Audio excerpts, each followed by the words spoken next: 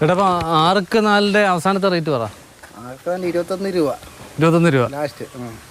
അപ്പോൾ ഇവിടെ സൈറ്റിലെ വിലയാണ്. പിന്നെ ട്രാൻസ്പോർട്ടിങ് ചാർജും ലോഡിങ് അൺലോഡിങ് ഒക്കെ വേറെ വരും, പൈസ വരും. ശരി.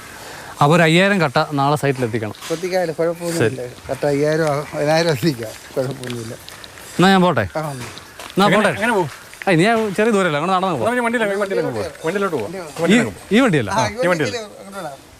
ഈ വണ്ടി 4 പേര് പോകും.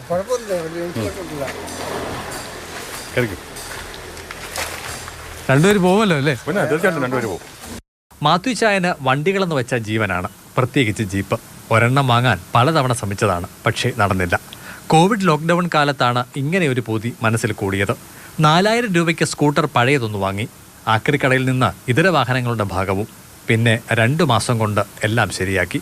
മൊത്തം ആക്റ്റീവായ സാധനങ്ങളാണ് മൊത്തം കിട്ടുന്നത്. ഡാഷ്ബോർഡും എല്ലാം ആക്റ്റീവായ സാധനം. സ്റ്റിയറിങ് നാനോയുടെ ഫ്രെയിമൊക്കെ നമ്മൾ തന്നെ ഇത് സെറ്റ് ചെയ്തെടുത്തതാണ്.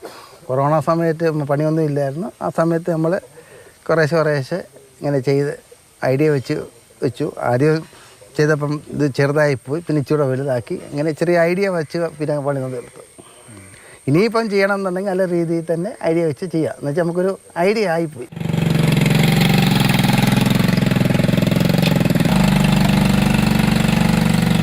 ഓട്ടോമൊബൈൽ രംഗവുമായി ബന്ധമേതുമില്ലാത്ത ആളുകൂടിയാണ് മാത്തുച്ചായനെന്ന് ഓർക്കണം.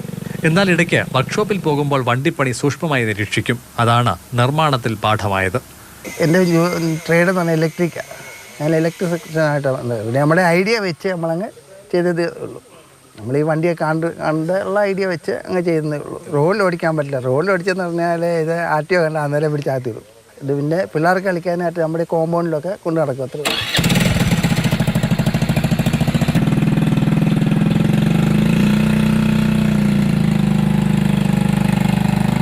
തിരുവൻവണ്ടൂർ തോപ്പിൽ വീട്ടിൽ മാത്യു ടി കുര്യൻ 22 വർഷം വിദേശത്ത് ഇലക്ട്രിക്കൽ രംഗത്ത് ജോലി ചെയ്തു.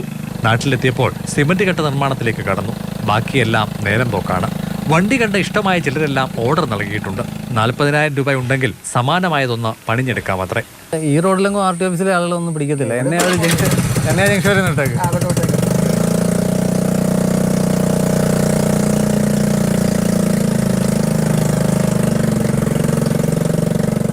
ക്യാമറമാൻ ജയചന്ദ്രൻ പുല്ലമ്പാറയ്ക്കൊപ്പം CK അഭിലാൽ, മാതൃഭൂമി ന്യൂസ്, പത്തനംതിട്ട.